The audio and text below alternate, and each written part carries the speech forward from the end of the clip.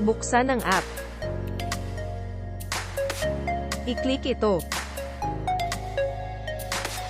Mag-scroll pababa. I-click ang Add Custom Token. I-click ang Ethereum at hanapin ang Smart Chain.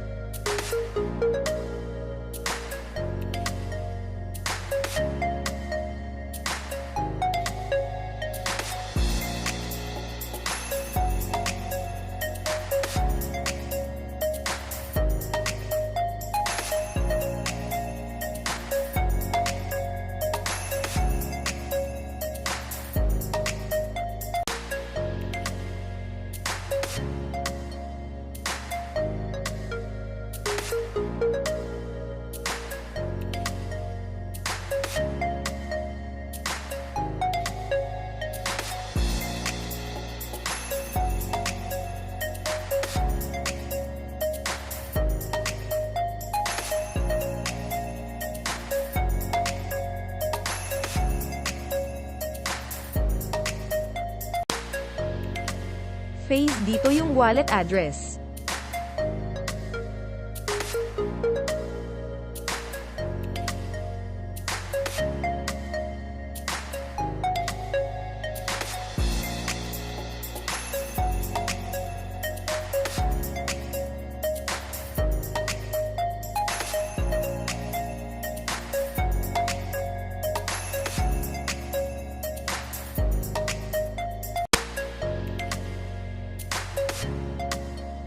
Huwag kalimutang mag-subscribe, mag-like at mag-share.